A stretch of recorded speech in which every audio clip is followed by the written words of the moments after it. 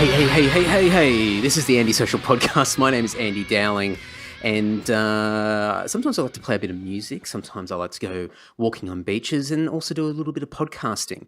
There you go. You know a little bit more about me now. If this is the first time you're listening to this podcast, welcome, and thank you so much for dedicating a bit of your time to check out what this podcast is all about and having a listen to what I've got to say. More importantly, my guests this week and what they've got to say. Speaking of, I was almost going to segue. How rude of me. If you've been listening to this podcast for 2 or 3 or 4 or 10 episodes or 50 or 90 episodes, thank you very much and welcome back. Please be assured that this episode is going to be as good, if not better, than any of the previous episodes on the Andy Social Podcast to date. Even though I feel extremely guilty saying that, because my episodes are kind of like children. I don't want to show favoritism over one or over the other. So, you know, they're all equally as good. Let's just say that. But this episode's really, really good. I really enjoy this one. So, speaking of which, I'm just going to dive into it. Sorry, guys. This week's guest is Oliver Burton. Now, Oliver was recommended to me by Marco Mustak.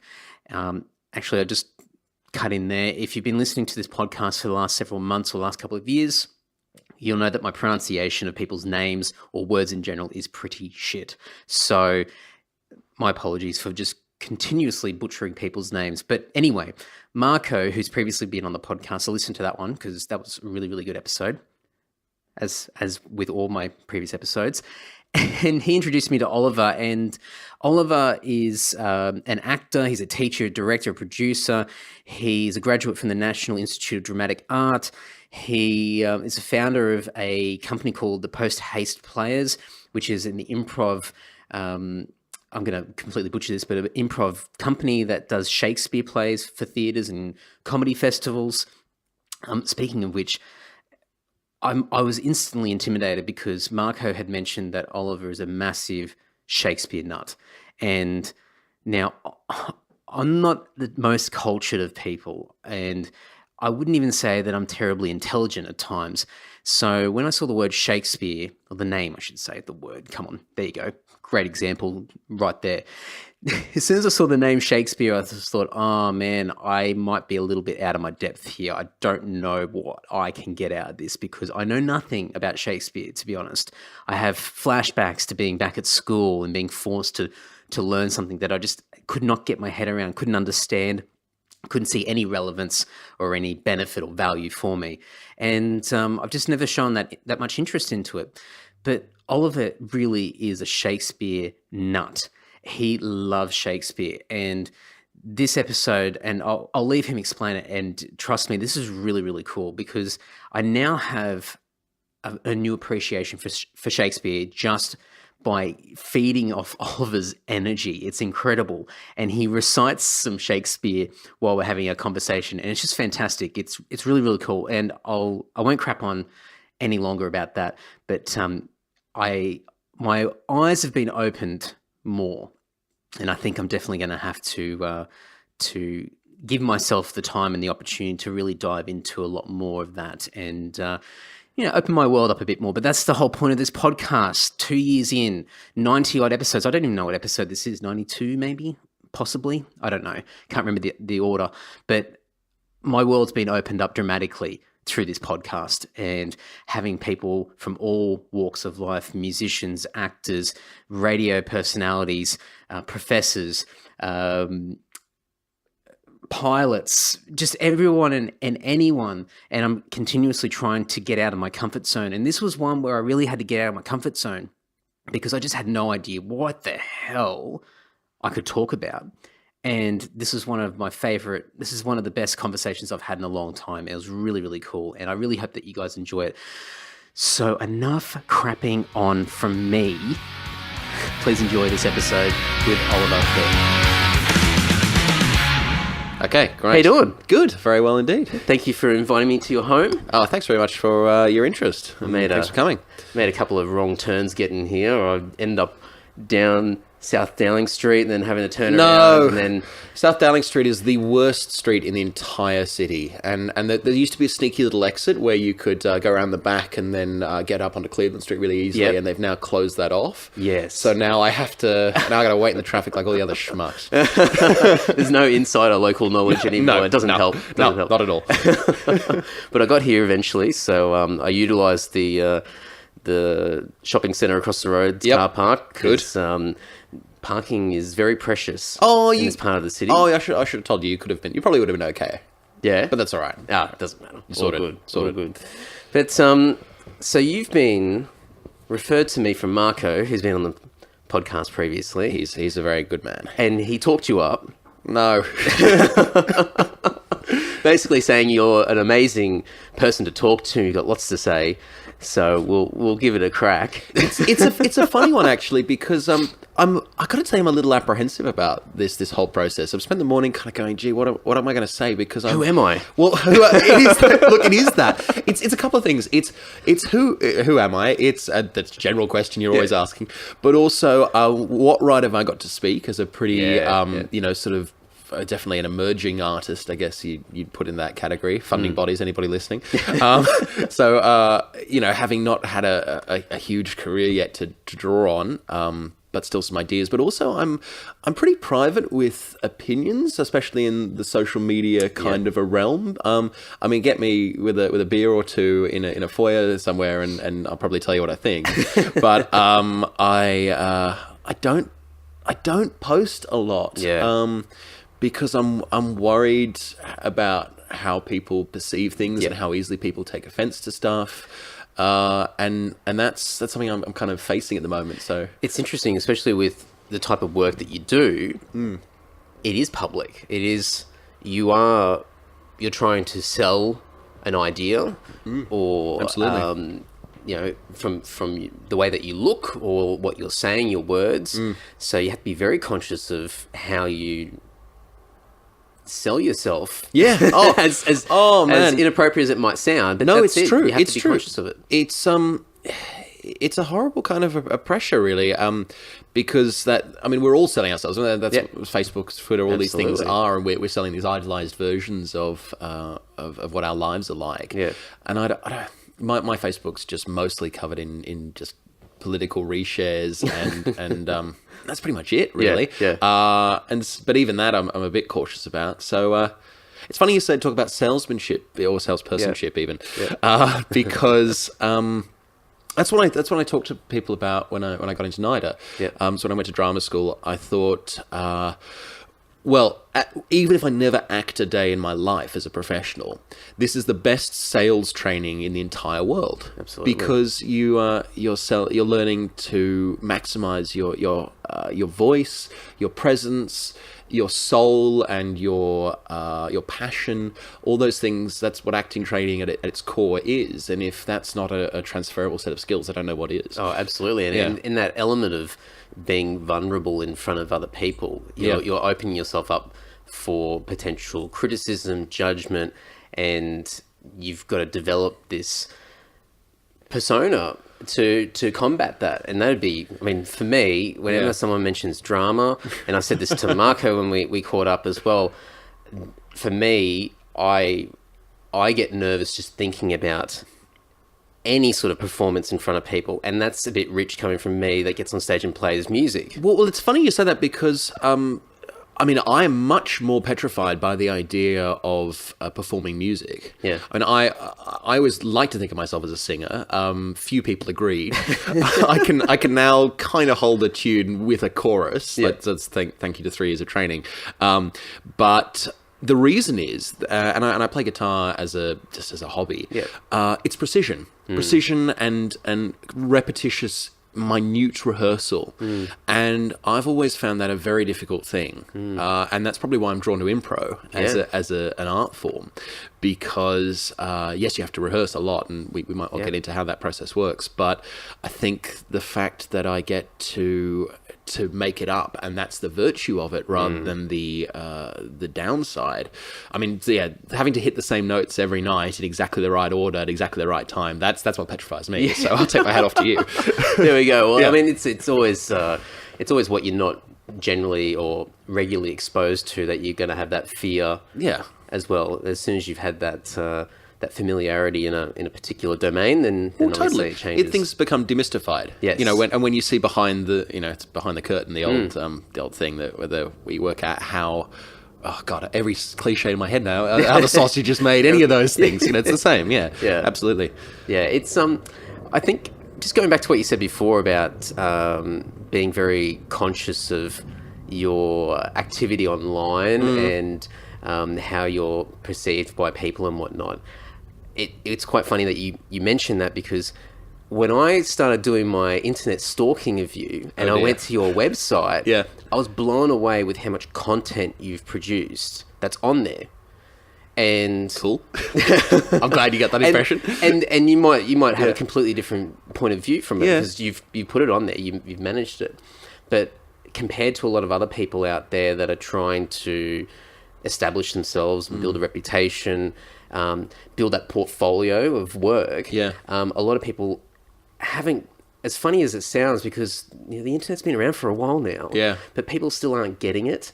And I've seen, looking at your website, with the way that you structured it, all the content, the videos, the sound bites, everything that you've got on there that just shows what you've been a part of and what you're all about is pretty impressive. So when you mentioned about, I'm a bit reluctant to post on social media or anything, I thought, that's really odd, because you've got this wealth of content, but I guess you're probably keeping that a little bit separate from... Yeah, I mean, it's a weird thing. I'm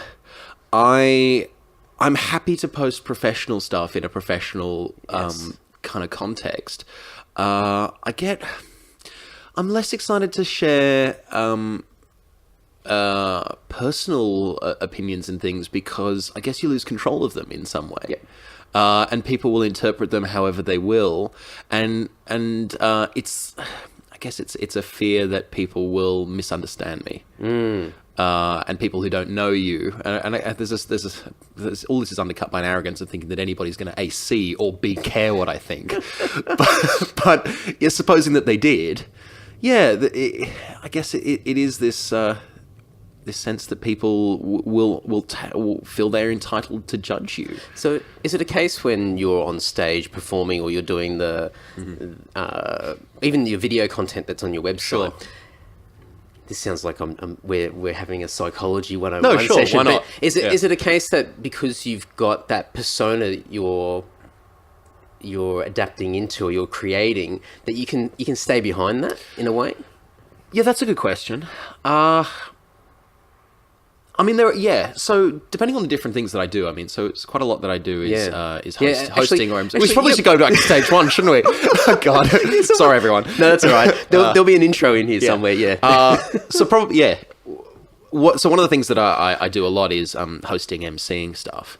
And so there's definitely a character to that. He's a little bit game showy, I guess, because it's trivia hosting or that sort of thing. And anytime you're playing a character, there's some extent to which you can hide behind that. And it is interesting.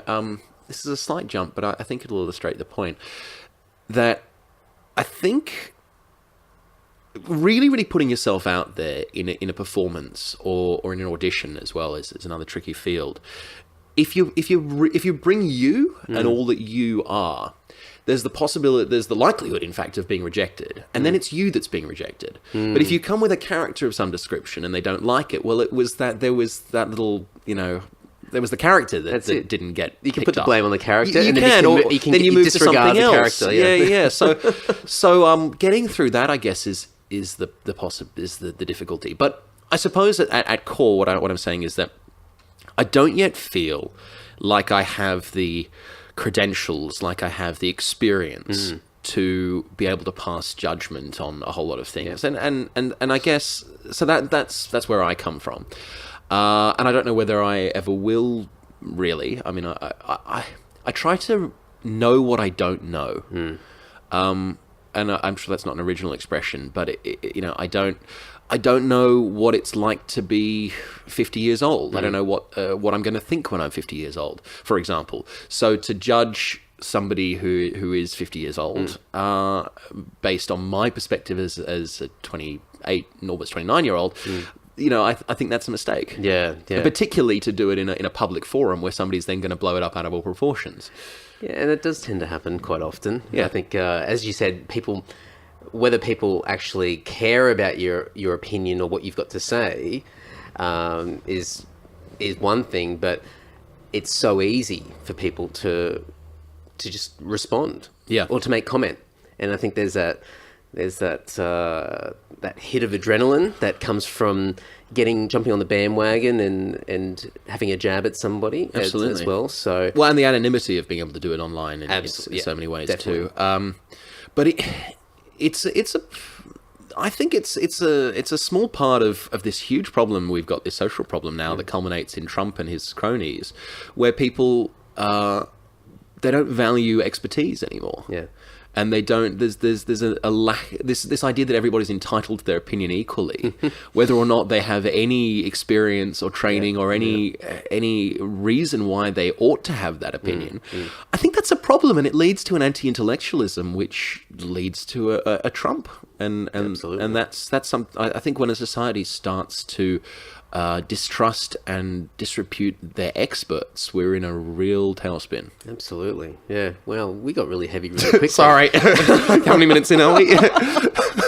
Well, look, I think going back to what I mentioned before, I was quite impressed with the way that you've, at least from my point of view, have put yourself out there. Thanks. And from a professional point of view and the content that you have on there, one of the things that I sort of thought about straight away when I saw it is that you do so much. So do you want to just actually mention some of the things that you... Yeah, sure. Yeah. Do you want to go in a kind of a chronological way? Or? Whichever you'd like. Because maybe just to put a bit of context around sure. this, the thing that I thought when I saw is that you do so much. Does that cause problems because you're always trying to manage multiple areas of your life? Or is it a benefit? Is it an advantage to have? So, great question. All right. So we'll throw that all in there. All right. So, so I do lots of different things. Primarily, I'm an actor. I describe myself as an actor. And from there, your job is to find as many different ways to be able to make enough money to continue to be an actor, ideally in ways that you don't hate. So I'm now in my second year out of drama school. And this year has been very dry on the ground professionally, incredibly so, more than I even expected, and I wasn't expecting much.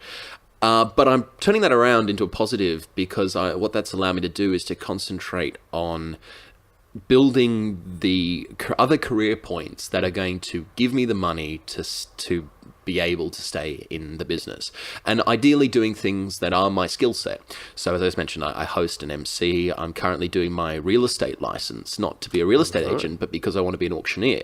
Right. So what a Saturday job for an artist that is, to be able to stand there and story tell and create the emotion of the whole experience, and that's pretty good money per hour. So how do I make maximum dollars per minimum hours, like everybody else is trying to do, doing things that I'm good at and that I'm trained in? So there's that. So that's been my concentration this year. Artistically, I'm very heavily involved in the improvisation scene. I started a company called the Post Haste Players with Marco and a whole lot of extraordinary people who I hugely respected. And when we started that back in 2011, there were people who I didn't think would ever have any interest in particularly working with me, and they all came on board because I was proposing long form Shakespeare, and that was something that was exciting to people. And so that's part of what I do. I'm involved in with Sport for Jove Theatre Company that I was the founding business manager of.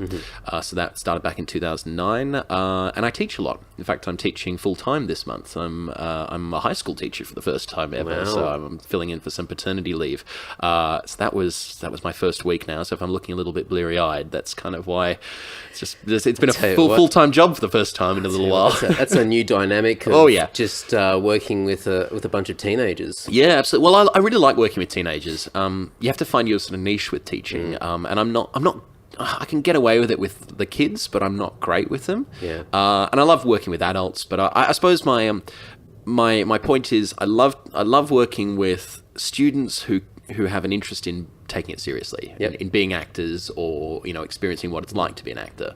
And as soon as you've got an interest in the discipline of it and the study of it, without being too hard about the whole thing, because it's fun too, then I'm on board. Yeah. Yeah. Wow. So you've got a fair bit on your plate. Yeah. So to answer your question, I think your deeper question about does that suit me? I think it does. Yes. I don't like going to the same place every day, and I don't like doing the same things every day. As an adult, I was diagnosed with ADHD, and I think that's one filter through which I think about my life and the way my brain works, and I like constant variety and different stimulus. So going to a different place, doing a different thing, entertaining a different crowd, and particularly in an improvisational way, that keeps me focused in a way that is hard to find elsewhere. Absolutely beneficial. It's for me, like I could relate when I was looking at all the things that you've been involved with and you are involved with. I had this feeling of energy from my side because I'm like, this is just like me, where I can't sit still. I've got to keep doing a million different things. But I think probably the difference between the two of us is that I think you've had a bit more success or been able to follow through with a lot more of the things that you've been working on. Whereas I think from my end, I get really excited about something and then I get the excitement of starting something and then I move on to something else. Oh man, don't get me wrong. Like the thing about a website or like social media or anything is you're just looking at the success. But no, I mean, I'm exactly the same. When I was working at Sport for Jove, I realised that I'm somebody who, and this actually is quite tied to the ADD thing, who loves the new. So looking for the next project, prospecting for the next possibility, the business development side of it. Yes. And then if I could hand that on to somebody else to realise the project, so much the better. Yeah. And so learning that kind of follow through thing has been a bit of a shift. And that's why it was really great to get the Post Haste Histories up last year, which was again one of the shows I did with Marco, and that was a fully realised long form improvisation show with costumes that we scabbed and a proper venue and really trying to do the whole thing as a full production, and that was a good 3 months work. Absolutely. And the production lost $300. So when which is not bad as these things go, but when you talk about the what you sacrifice in order to do your art and to follow through from woe to go. It's incredibly artistically rewarding experience, but you turn around and go, gee, I've got to find other ways to make money. And yeah, so that's what I've done. It's about how do I find all of these different ways that I can stay in the business for as long as possible, hoping that at some point I've done something that catches somebody's eye that puts you to that next level. And I guess one of my philosophical things that I've had to confront in the last 18 months or so is that when you're at high school, you're at school and each year follows the next one, and high school each year follows the next one, then you go to uni and each year follows the next one, and as long as you don't fail, in the actual sense of failing and having to stay back a year, you're going to get to the next stage. And for the first time, I'm really at a place where the next stage is not only not guaranteed, but is very unlikely. When you go into NIDA, the walls are filled with photographs of the people who've been there. And there's Cate Blanchett, and there's Mel Gibson, and there's Richard Roxburgh, and all these incredible actors. But, then there's everyone else who you've never heard of and will never meet and never see because they're not in the business anymore. And so, it was a wonderful thing to get to that building and to get to work there. An extraordinary privilege and a great piece of luck as well. And I do think about it that way because there are many, many people who deserve to go as well, who don't get the opportunity. What's that? Just on that note, what's it take to get into NIDA? Like, because I drove past it earlier today. And I didn't even know it existed. Yeah, right. So this is the National Institute of Dramatic Art. Yes. It's arguably the top drama school in the country. Right. As I say, those people who went there, the big names. And it's an audition process for the acting course. I should say that there are lots of other courses there too. You can do props making or technical production or directing or cultural leadership. There's a whole lot of things you do there. But I guess it's best known for its acting. And you audition, and there's over 2,000 auditionees a year for about 20 spots, 20 to 25 25 spots. And that's where I say the luck comes in, because, you get down to those final stages and all those kids are as good as you. And it's just whether or not on that particular day you pulled out your best guns, and more importantly, whether the staff connected with you. That's it. Yeah. Wow. So yes, I think that was the point we were making. Yeah. Yeah. As I say, the ADD thing, it's gonna go all over. So no, that's all right. I think I think that will work well with me as well. But I've been fascinated. Well, I'm fascinated with these sort of private institutions, and I guess how prestigious they can be, and how hard it can be. I mean, imagine going through an audition process. I mean, I'm just telling you to imagine going through an audition process, but for me, I couldn't think of anything more stressful. God, it was. It is the old adage: when you can fake this, you've made it. It's that feeling of not caring too much, and I'd come out of working at Sport for Jove, where I was working in the office full time, and I love that company to bits. But at the end of the day, that wasn't the right fit for me, just as a person, not the company, but the that job.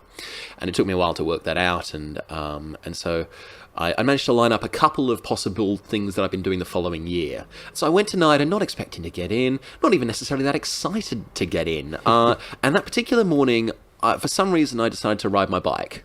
And I rode my bike to NIDA, and I was feeling great. It was a beautiful day, and I just felt incredibly positive about the world. And I got in there, and I was excited to meet everybody, and somehow that energy carries through into the performance. And I genuinely think if it hadn't been that particular day, who knows what would have happened. And the accidents of life that push you into that next stage, it is a strange thing. And I guess this is the other thing I think philosophically you might find interesting, and I'm sure people can relate to this.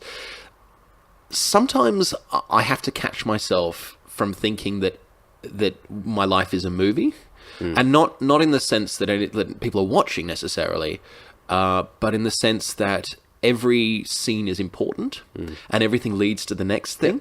Whereas in fact, there's a great description of drama as real life with the boring bits cut out. And real life has a lot of dead ends, as exactly what you're talking about. A lot of dead ends, a lot of boring stuff. And so this sense that I can now look back and go, oh, it was significant that I rode my bicycle because that scene led to the scene with the audition, led to the next scene, led to the next scene, and it all sits into a really neat narrative. Yeah. Whereas in fact, when you're living your everyday, there's just a hell of a lot that is irrelevant, and there's just life. Well, it's very common for people to refer back to that movie Sliding Doors. Yeah, right. Where, depending on one decision, could lead down two completely different paths. Oh, absolutely. And so going back to the boring, mundane, everyday things, there are things that we do without even thinking that could, like today, all the decisions I made, there could have been one decision that has set me on a completely different path. Absolutely. And I mean, we know this from a tragic point of view. Is if people are involved, in life-threatening events and whatnot, then that can have a dramatic impact. But the boring, mundane decisions that we make each day, who knows? But isn't it frustrating? There's no undo button. Yeah, that's actually, here's the question: is it frustrating or not? I mean, if you could go back and replay the level that would send you on a different trajectory, would you ever leave it? Like, there's so many different possibilities. Like, maybe it's nice that actually we don't get to do things over in real life because you'd drive yourself mad.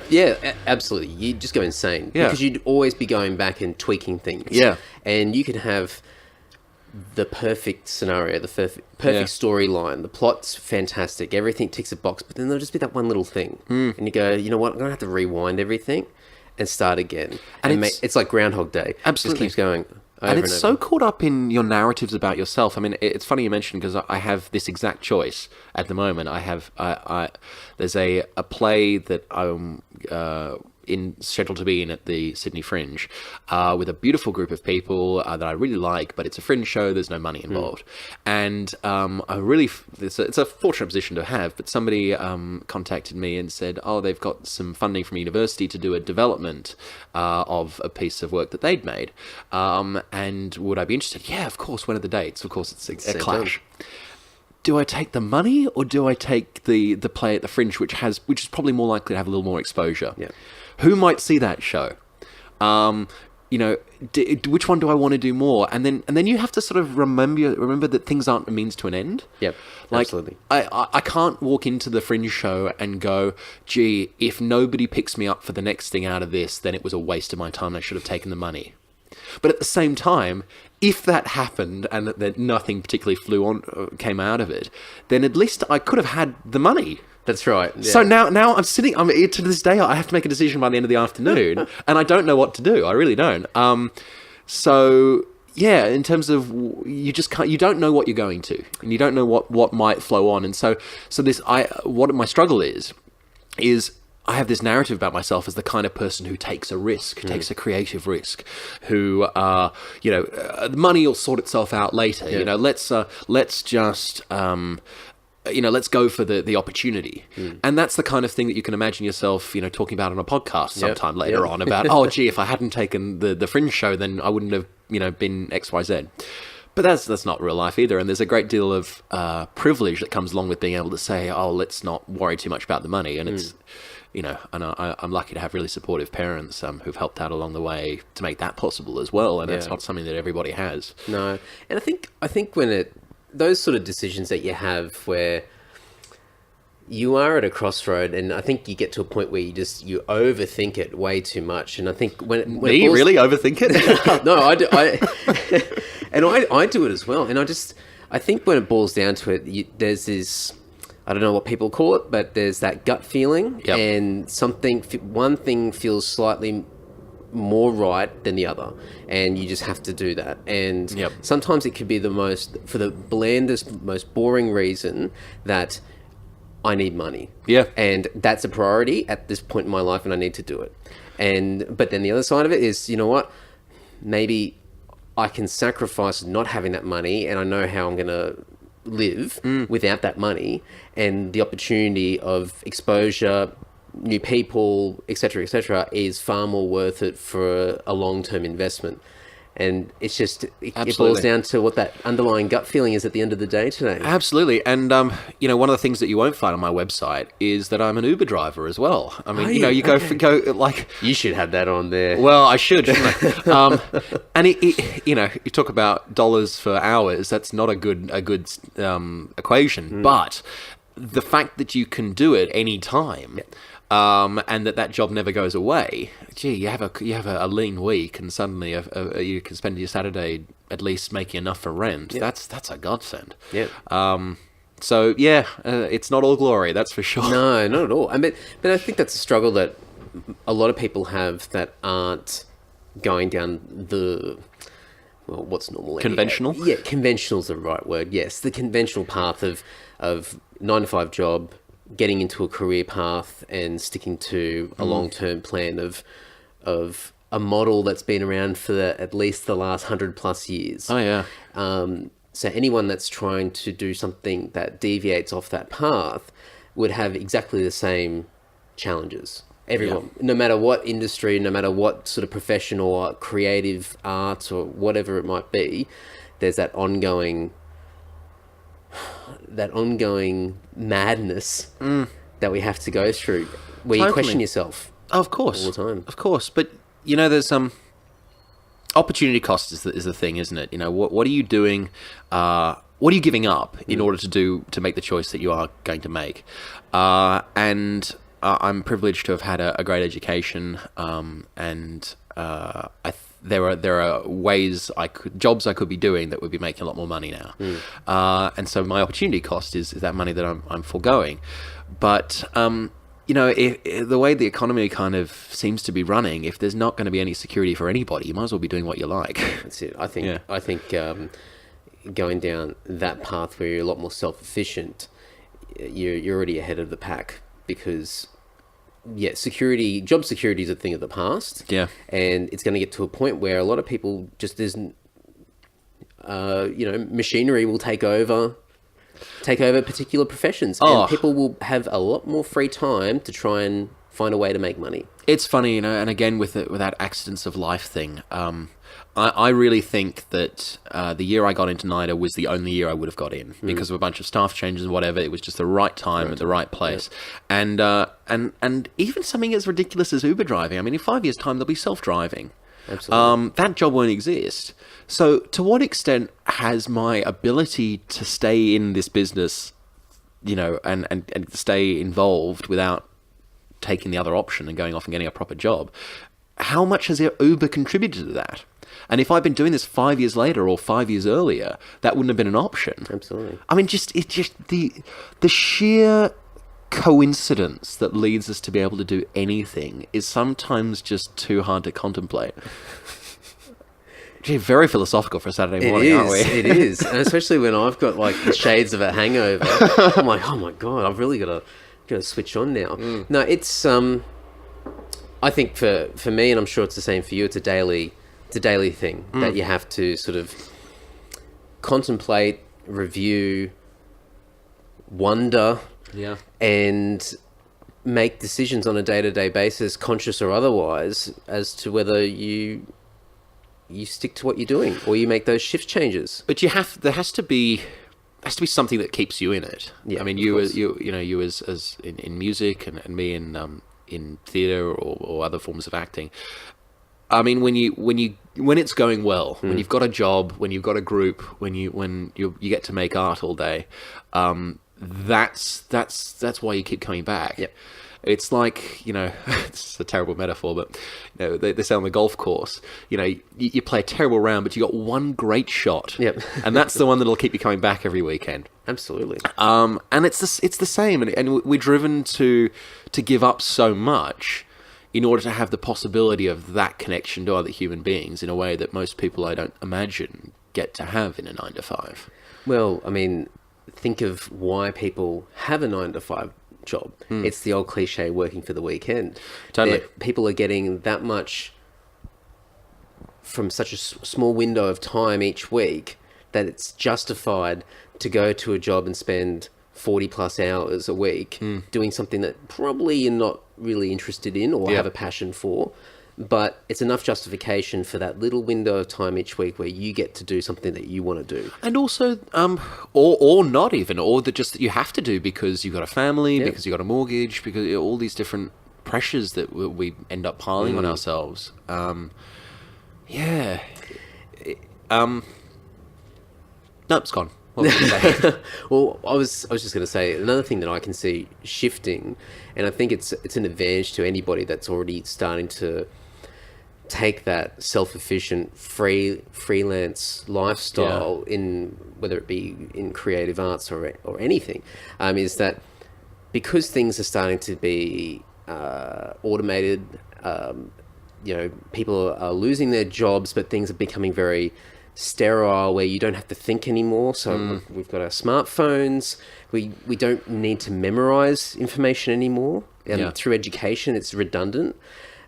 So things are becoming very easy. So I think people are now looking for, it's almost like we've stepped back in time. Like I see some of the things that are really popular at the moment is handcrafted, the industrial look, organic, things that it's very hard to replicate on a mass production level. So people pay top dollar for that authentic label. And so things like podcasting, acting, music, the ones that cut through the noise are the ones that are genuine and people can identify with and can link. It's the ones that don't have that genuine aspect or that authenticity that gets swept away in the noise. And I think that's what people more than ever are gravitating towards, because you're not getting that on a day-to-day basis anymore. No, that's right. The human interaction's not there as much. No, that's right. It's I mean, I remember when I was at Sport for Jove, which if people don't know is an independent theatre company. They've got a wonderful premises in Surrey Hills now, and it's mostly Shakespeare, but actually there's a lot of other stuff that they do there too. And I was very, very lucky to end up sort of as their initial producer and business manager. And so when I left university, I was determined to be in business somehow, and I wanted to start in what I knew in theatre. But I suppose I always knew that I wanted to be an actor, but I was determined not to be. I mean, I actually, people say, when did you want to be an actor? I wanted to be anything but an actor, because if anything, I can't stand to be controlled, and I can't stand to let. So the idea of your fate, the ability to even just do your work, being in the hands of your agent or producers or executives or whatever, was totally awful. And I'd get these, and I'd be on the other side of the plaintive emails from actors, please can I have an audition? And me just knowing, oh no, that's probably not going to happen. It's just. But at the same time, there I was sitting in the office trying to deal with idiots, trying to get something happening, and I could hear the laughter from the rehearsal room, and there's the art being made next door. And ultimately, it came to a point where I just couldn't lie to myself about it anymore, and I wasn't happy, despite everybody's kind of best efforts to sort of make it work. And so I kind of had to throw caution to the wind and try and do something different. And now I am on the other side, and I'm sending those plaintive emails, and it's the worst. It's the worst. But it's obviously hitting or striking a chord for you personally, because you're doing something that makes sense to you. Yeah. And as opposed to, and a lot of people out there, I think your scenario, your set of circumstances and the type of field that you're in is not common. If you think about your stereotypical everyday person, most people have the internal instinct to connect with people, to communicate, to even, in a sense, and probably for a lack of a better word, perform to their partner or to their friends or whatnot. And people, whether they're an introvert or an extrovert, still want some form of attention. But we get swept into day-to-day, mundane They're life. the smart ones, though, because they're not expecting anybody to pay them for it. Like, what ridiculous arrogance and stupidity it is to think that somebody, that you're the special one that people are gonna want to watch. But I guess it comes back to what you said before. Yeah. That's a character that people are paying for. So then you don't have to worry about any internal conflict with your ego, where you can put that character in place and say, you're paying for this character that I'm playing. You're not paying for me. You're paying for...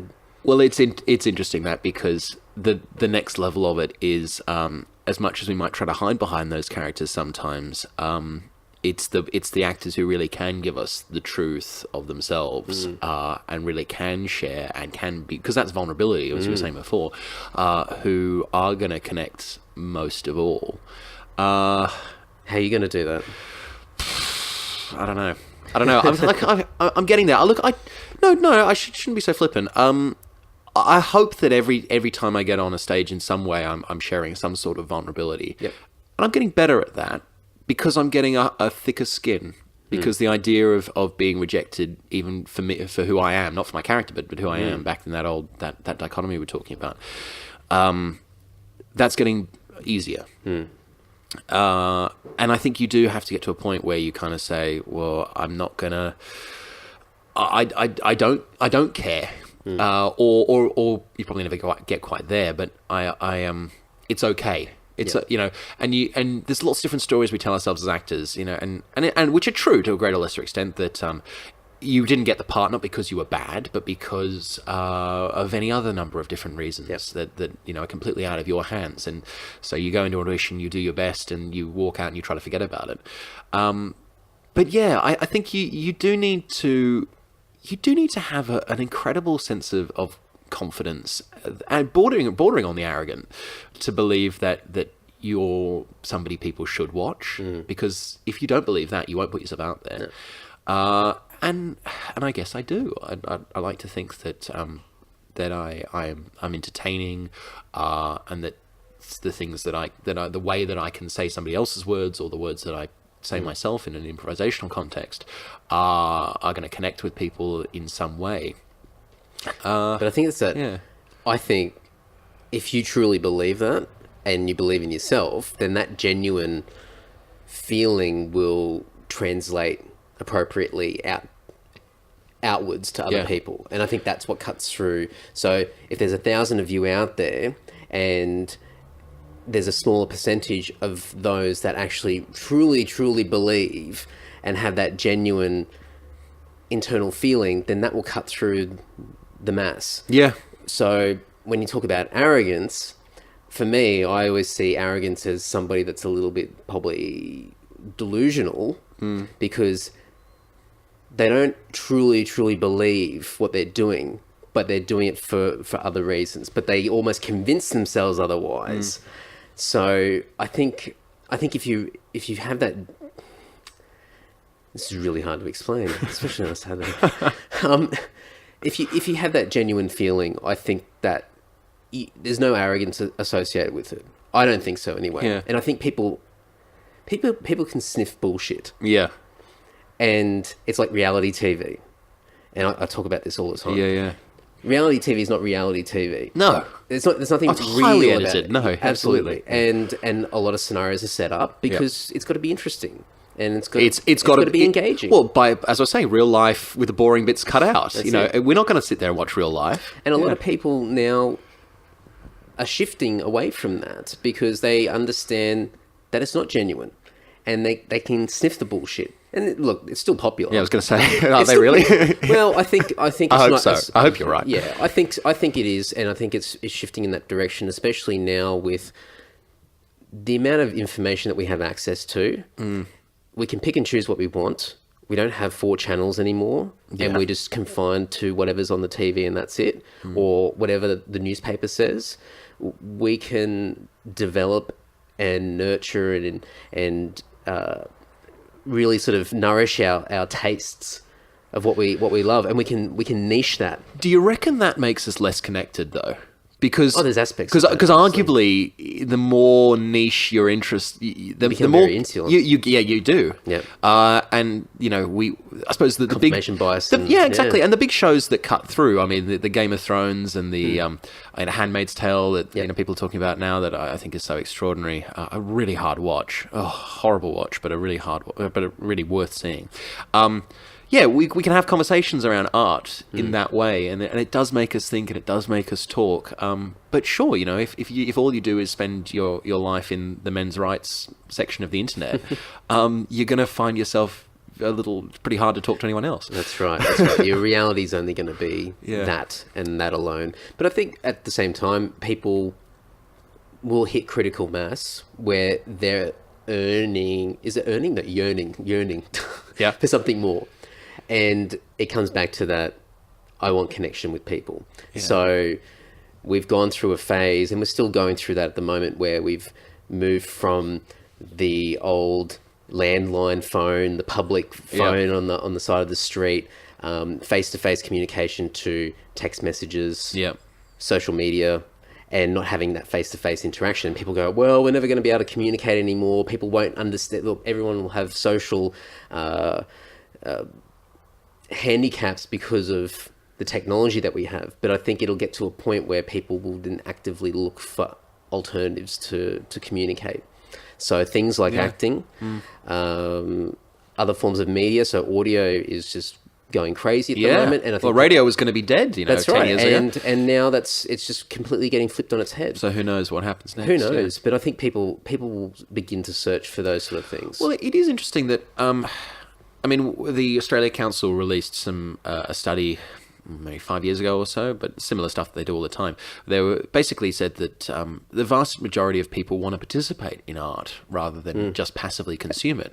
And it's one of the things that I like about improvisation as an art form, that it does have a direct connection with the audience. You know, one of the things that I find most unappealing about theatre, quote-unquote straight theatre, is a terrible expression for it, but I guess theatre as you normally think about it, which is fourth wall realism, fourth wall being that, there's a separation between the audience and what's happening on stage.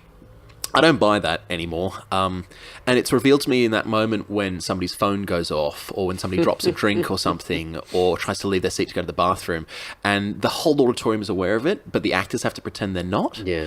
And it's bullshit. Yeah. it's that moment when the whole thing breaks down for me, because that if it happens in the room, it's happening in the room, and we all know about it, so how come you guys don't? And if you're so confined by your blocking and your text, and by the way, the word blocking is the most apt word for what it actually is, because to me, I mean, blocking is what is your moves on stage. It's called your blocking. It's where you have to go A to B, and to me, that's literally blocking an actor's movement and instinct. And yes, certain forms of theatre demand a precision to them, and that's one way of practicing. But for me, I love it when the spontaneous is allowed to reign, and the sacrifice to that is a perfectionism, I guess. And there are a lot of people out there who believe in pushing towards perfect theatre. I'm not one of them. I like it to be free and real and found every night. And you need to trust actors to do that. And as a director, that's a really hard thing to do, because as soon as your baby's on stage, it's out of your hands. So, is there elements of that with Shakespeare? You like my segue? Oh yeah, nice, great, yeah. And on the back of that, where did that fascination come from? Okay, so yeah, it's interesting. I mean, Shakespeare obviously is a writer, and he has put down words for the actors to say, and you've got to say them in the right order. And in fact, people say, oh geez, Shakespeare didn't write many stage directions, did he? That's pretty free, isn't it? But actually, he wrote incredibly stringent stage directions, because the poetry tells you to some extent how to deliver it. So yeah, there is a certain there's a certain way in which you ideally need to approach the delivery of that text. But then, like anything, once you know the rules, you can start to break and bend them. And the artistic director of Sport for Jove, Damien Ryan, is a mentor of mine, a dear friend, and an extraordinary artist. And his ability to recontextualize Shakespeare is one of the things that makes his work so appealing and so successful. I mean, we started that company in a rose garden across the road from his house in Borkham Hills. It was 2009. We were doing Midsummer Night's Dream, working with a lot of his former students, including myself. And we didn't sell tickets. It was a by donation thing. We brought the barbecue down and cooked it ourselves. No health and safety or any of that sort of bullshit. It was Wild West back in 2009. And we didn't know if anybody would come. And they did. They came in hordes. Partly because there's nothing, there wasn't sort of art being created out in that part of the world. Partly because it was so cheap and it was an event and whatever. But I remember I was in head-to-toe costume. I was selling raffle tickets dressed as a fairy, which, as in this particular case, was conceptualized as this kind of ancient Greek statue thing. So I'm head-to-toe white body paint, little Grecian skirt. And a guy comes up to me and he goes, "Oh, mate, I'm really enjoying the show." I'm like, "Oh, good. I'm really pleased you are." He said, "Who wrote it again?" And I said, that sounds like something I'd say. I said, William Shakespeare. And he goes, "Oh, right." To this day, I don't know if that was a real question or not. But the idea of being able to take this work that's 400 odd years more old, that still does speak to us, and I guess I'll come to this in a second, and take it to people who have been told that they're stupid because they don't get it. And I think unfortunately that's been a lot of people's experience in an English classroom. And then to be able to give it to them in a way where they go, "Oh, this is what it's all about." That's a wonderful experience, and something really important, I think, because the reason we still do Shakespeare is that his observations about the human character are still totally on the nose.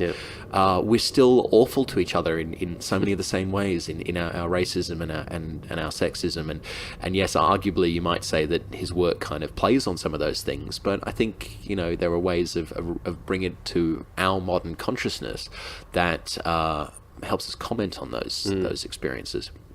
But also the depth of his poetry, and his the vulnerability of those characters in huge stakes situations.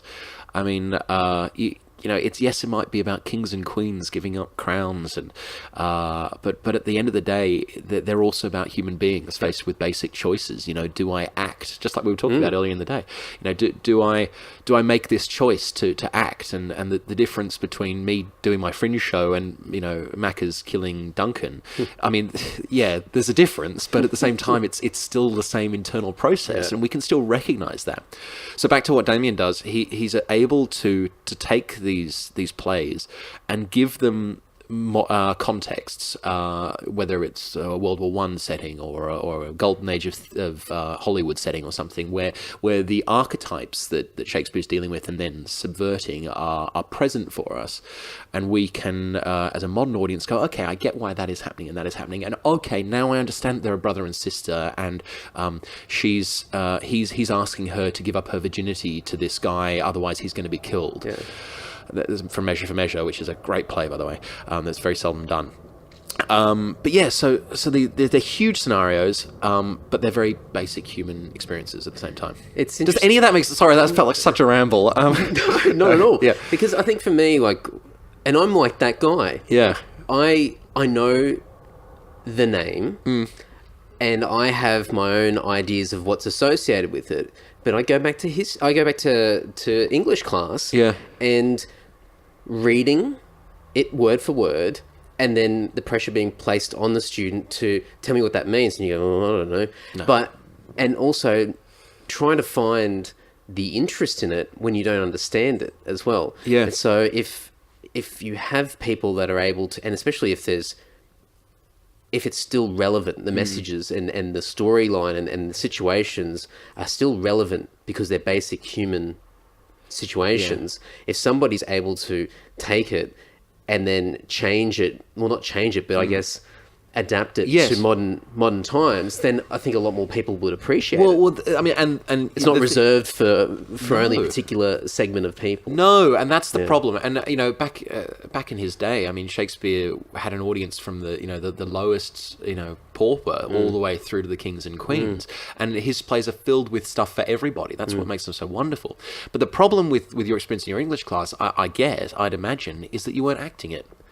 No, not at all. Off the page is where it lives. Yeah. On the page, it's academic and dry and difficult. And look, I spent a lot of my life dealing with this stuff, and I still can't sit down to struggle and read a Shakespeare play. They're very dense some of the time.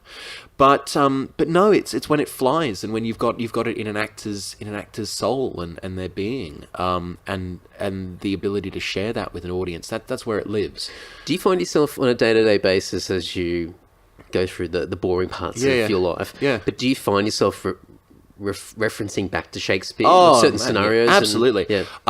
Another function of my ADD is that I've always got a track of something in my head. Yeah. Often it's music, but often it's Shakespeare. And there were periods of my life where I just had the same scene of Hamlet just playing in my head, just on loop the whole time.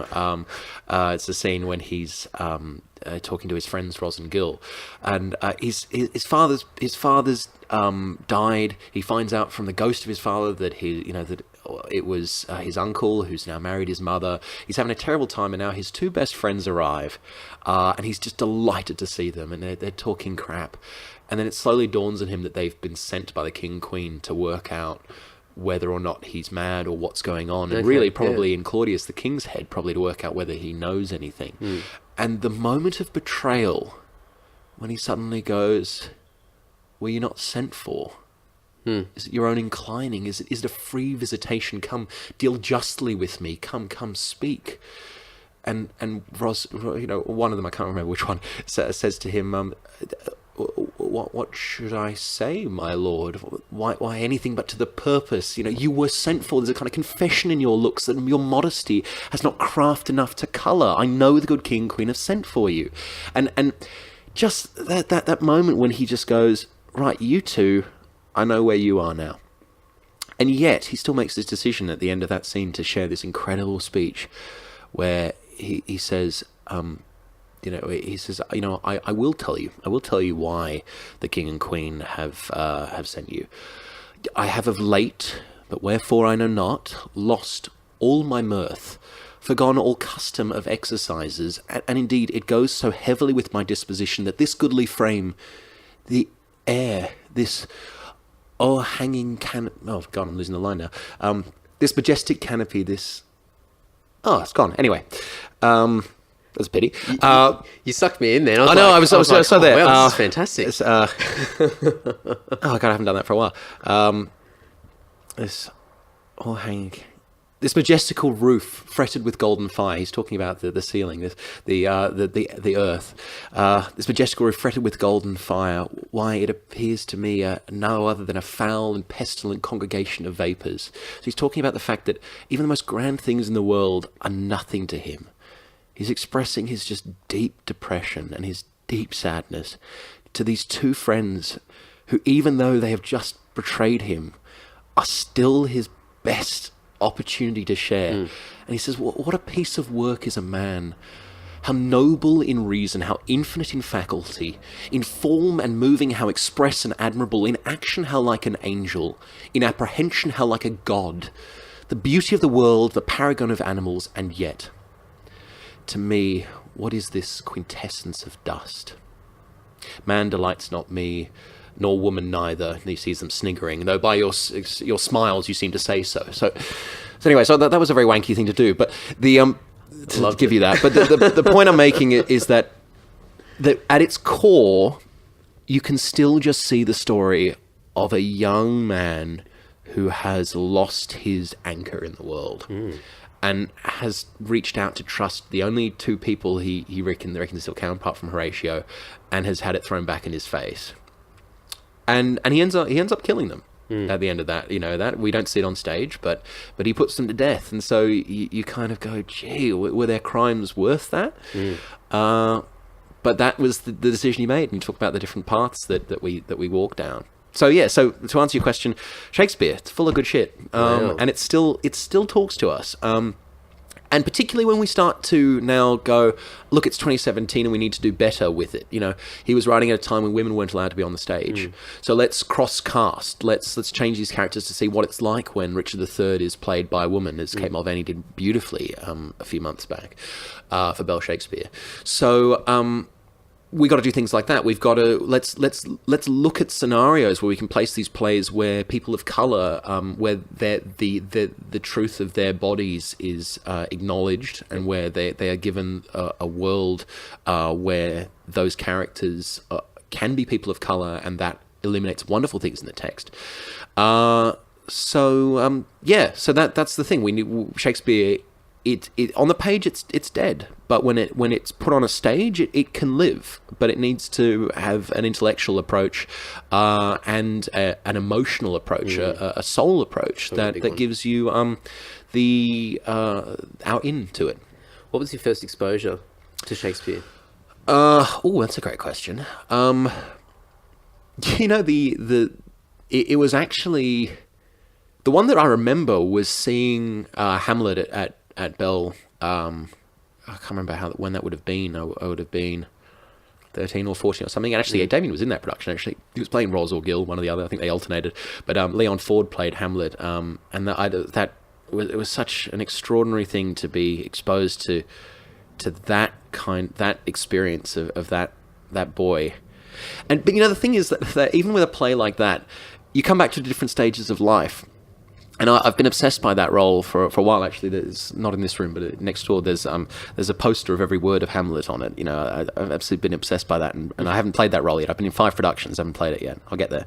But I come back to it now, and I can see his misogyny, and I can see his selfishness, and I can see his myopic, self-obsessed dwelling in his own trials. And so I don't feel as kind of wrapped up in him anymore as I did. So, you know, that's the other thing with Shakespeare. They grow with you, the plays. And you can come to them at different stages in your acting career, or even just as a reader and a watcher, and see different things in them. That's life with you learning and growing, and then having a different perspective. Absolutely. To be able to go back and... Absolutely. And and also they comment on our time. Damien directed Henry V a a couple of years ago, and he made a really good point when he was saying that, back in the day, he just saw this swashbuckling young man who was a war hero and a great orator and a speaker, and now he looks at him as a man who has taken his father's advice, so that in order to unite a kingdom that was fractured, he just had to create an external enemy. Wow. And to go to war against some people on completely bullshit, falsified, dodgy grounds in order just to get nationalism whipped up. And holy shit, have we not seen that recently? I think that might have... That sounds like it hits a bell, doesn't it? It's still current, but I'm not surprised that people shy away from it, because if it's not introduced to you with the possibility of truly accessing and understanding, then it just makes you feel stupid. Well, not that I'd go down the rabbit hole of it, but I'll just touch on it very briefly. I think part of that reason is the same reason why a lot of people are spoon-fed particular content over the years from mainstream radio and television, the newspaper. Yeah. Where if we can condense someone's perspective, it's a lot easier to be able to sway someone's opinion or their view on a topic, something that's political or whatever it might be. The more that you expose people to the human condition, other people, the more that you begin to have your own identity. You start to ask questions. You start to question other people's actions and motives. Totally. And then that causes problems on a larger scale from maybe a political point of view. So I think there's, maybe it hasn't been conscious, but I think when it comes to things like Shakespeare or some of these forms of art that have been delivered in a way that only a few people will really invest the time to digest it properly and really internalize and understand it, it's almost done deliberately to ensure that most people don't understand that history repeats itself. Yeah, I mean, God, yeah, absolutely. And I mean, I find it even in myself that I barely read beyond a headline now. You know, how dare they? No, I know. And then you open it and go, oh, actually, that's not. Yeah, exactly. And so, yeah, you're consuming so much, but in such a shallow way. And look, I find it hard, and I love the stuff to walk into a theater and see Shakespeare done pretty basically, but and uncut too. I mean, these plays are fucking long. I'm sorry, I was swearing. Okay, absolutely. Yeah, they're long, and they need to be trimmed because we're not that audience anymore, because the way human beings consume art has changed. When you went to a Shakespeare play in 1599, you went to listen, you went to hear a play. And it was very basically staged, but you had to listen to the argument. Today we don't do that so much. It's much more visual, and it's also brief. So yeah, I think it's even just the ability to consume this stuff is an art that's dying. But as you say, I think it's an important one for us to preserve, because if we condense every argument down to a soundbite, then it's hard to actually make up your own mind. And as we become more fractured in the kinds of people that we listen to, whether it's your right-wing commentator or my left-wing commentator or vice versa, we cede our ability to make up our own perspectives, I think. And yet, at the same time, we're completely delighted to tell everybody our opinions. And it is that curve, isn't it? Like, the more you know, the less likely you are to talk. And you observe that people who just they've got a half idea of what's happening in Syria, and they'll wax lyrical on it for half an hour. But have they got any real understanding? Probably not. And there's some experts sitting there just quietly keeping their peace. Yeah. So we need to think more. We need to talk more. I mean, God Almighty, we need to listen more and be a bit more discerning in what we're listening to. I mean, God, this Trump stuff is miraculous. Like, it's extraordinary how easily and how consciously he's able to divert attention from what's going wrong in his appalling administration to bullshit. I don't know when this is going to go out, but I mean, this is a day after his by announcement tweet that he's going to ban transgender service in the military. What the fuck? Yeah. Like, and I don't, I'm not inside the guy's head, thank God. I mean, what a scary place it would be. But I'd be surprised if he cares that much one way or another about transgender people. He's just searching around for the one thing he can do that he knows is going to excite his base enough to cover his to try and divert attention from the Russia thing long enough to get rid of Sessions, to get rid of the special prosecutor Mueller, and why can't people see through that? That's right. And I sound like a conspiracy theorist. I never. How do we get to a point where it's so blatant? It's so blatant.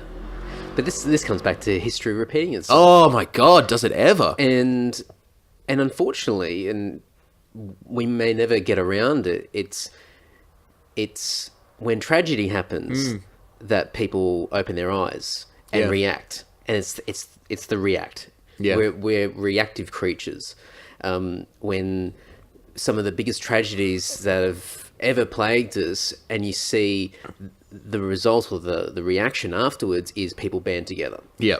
And so people, I mean, I hear this quite a bit. People that sort of social commentators saying, we need a dramatic event to happen because nothing else is going to wake people up to push for anything different, to push for better standards or whatever it might be, because it's too comfortable. Yes, and arguably that's what you're seeing in America now with the organising against Trump, and maybe it is what they need. But on the other hand, maybe he's just the precursor. I'm appalled by Trump. I'm devastated by the things that he says and the harm that he's causing. But actually, in my soul, I'm less worried by him, because I think he's fucking terrible at his job and useless, and he can't keep his mouth shut, than I am by the person who comes next, who's actually a very savvy politician, who's a Richard III kind of a politician, who can use the new norms that he's broken in order to really create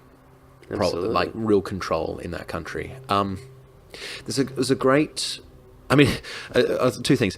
It's an incredible moment in Julius Caesar where a character says, they're talking about Caesar having been offered a crown to become a dictator, to become a king, and this is a republic in Rome, and that's not the sort of thing that should have happened.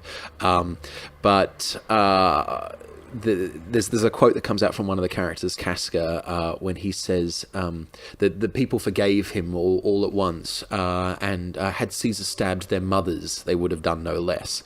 And that's literally word for word almost what Trump said. I could walk into the middle of Fifth Avenue and shoot someone and not lose a vote. That's another reason to come back to Shakespeare, because he's articulated these things. And as you say, history repeats, and it's written down there for us. Yeah.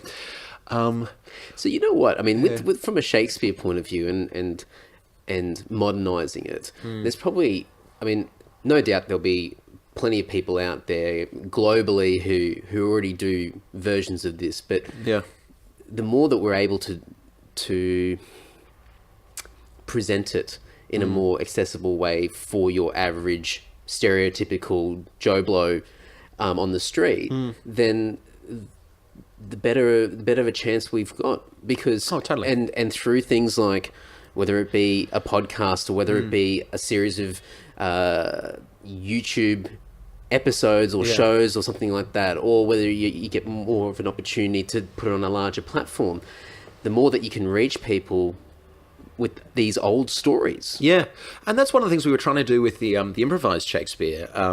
So our company, the Post Haste Players, we've got a couple of shows, Bard to the Bone, the Post Haste Histories, and this year we did Romeo and Juliet improvised.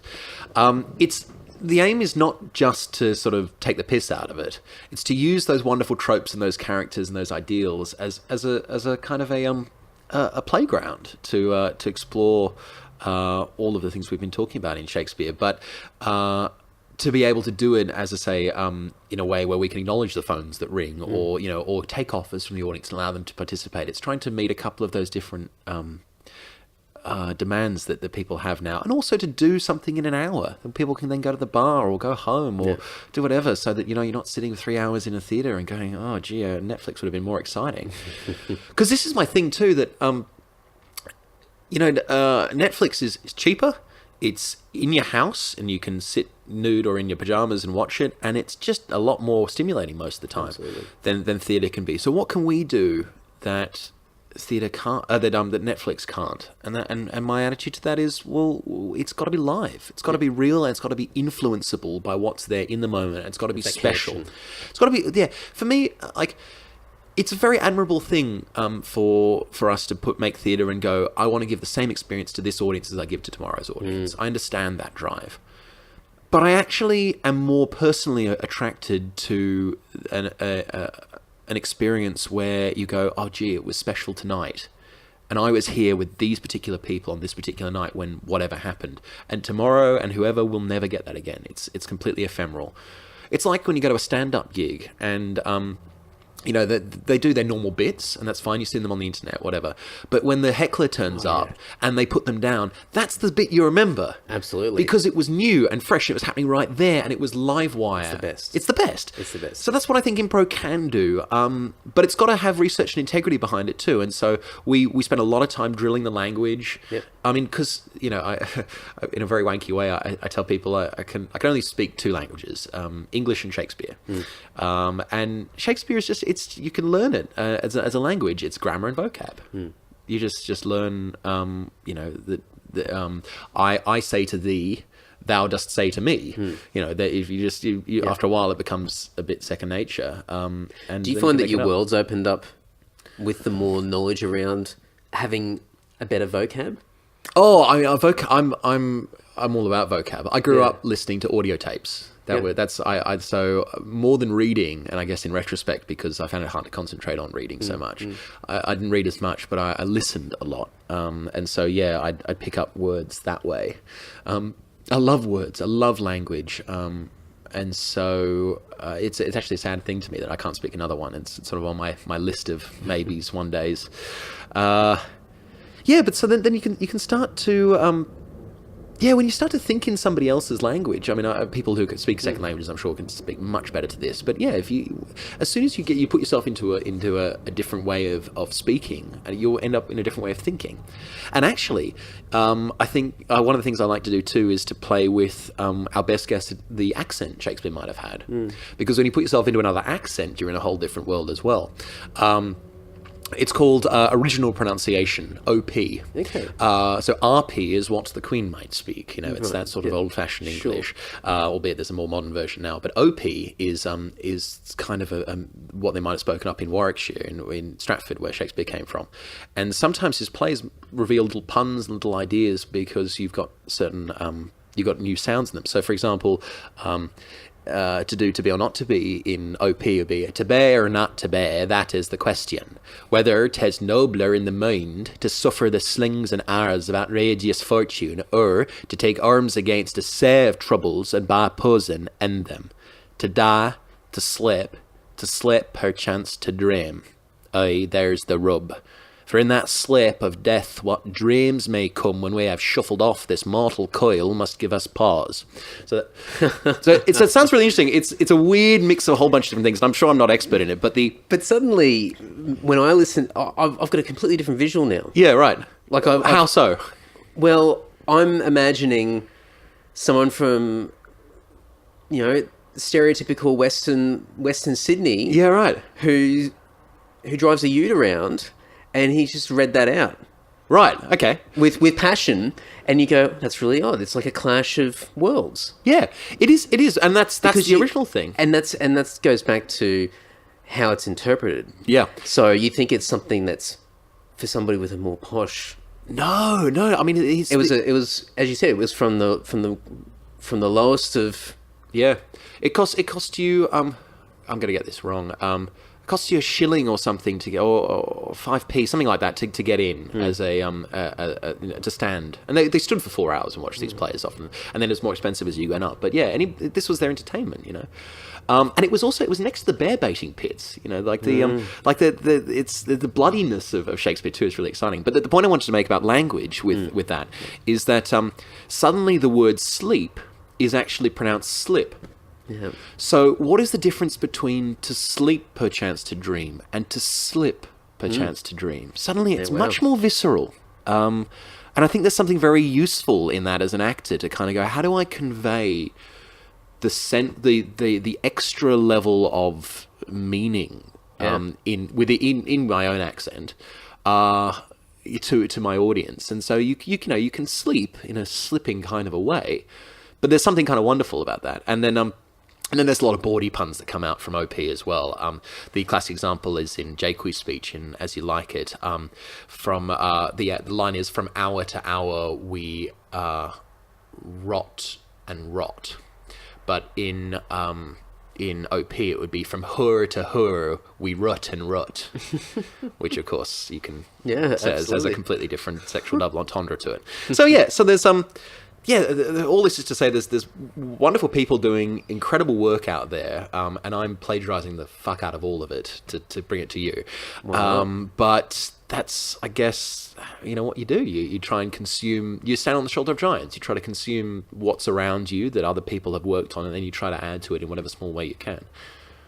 I think that's going to be one of the next things for us as a society, and what people are going to leverage off is that transition from being a factory worker, doing something that's day in, day out the same thing that will eventually be replaced by technology, is that people won't know what to do with themselves. And it will come down to people that are already creative, already have a different perspective on life, that will have an opportunity to introduce this to those people and to be able to teach it in a way that makes sense to them, because people are going to start looking for it. They're going to find you mentioned this before, I think, where people want to be artistic. The amount of times I talk to people and they're like, "Oh, I really wish I could draw." I say that all the time. I wish I could draw too.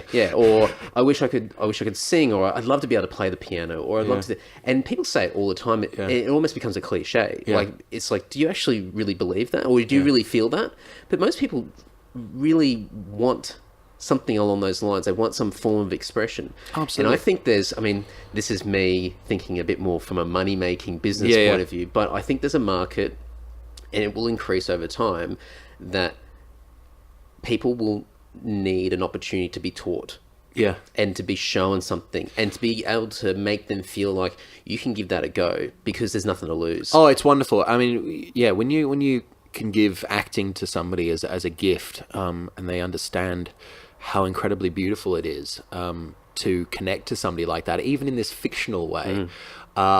It's a privilege. It's one of the lovely things about what we do, and I think it's important too, because there's somebody on the internet made a great point, and I love this, that Aldous Huxley, Brave New World, was more right than Orwell in 1984 in terms of how they control us. That 1984 is all about, it's a fascist society, and and they're watching you the whole time, and they're making you march and do what you do, and they're killing you if you get it wrong. And we see that around the world in certain places, but not so much here. But Huxley was the one who said they were going to control us through distraction. Through sugary bullshit, and through making having us play electromagnetic golf and listen to synthesized music rather than actually thinking and creating and reading and being.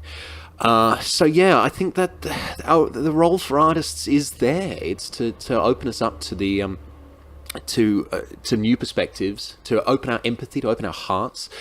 Because if we don't do that, we do become more isolated and more singular, and the threat is perhaps greater today, with the possibility to cave so much in our own little areas than it ever has been before. So yes, I hope that people can come and feel like they have access to artistic practice in some way or another, however that is, and you don't have to be stupid like me and try and make money from it and try and and give up everything else. You can just do it on the side, and there are wonderful pro-am and to a greater or lesser extent theatre companies around in small towns all over Australia, and getting up there and having a go.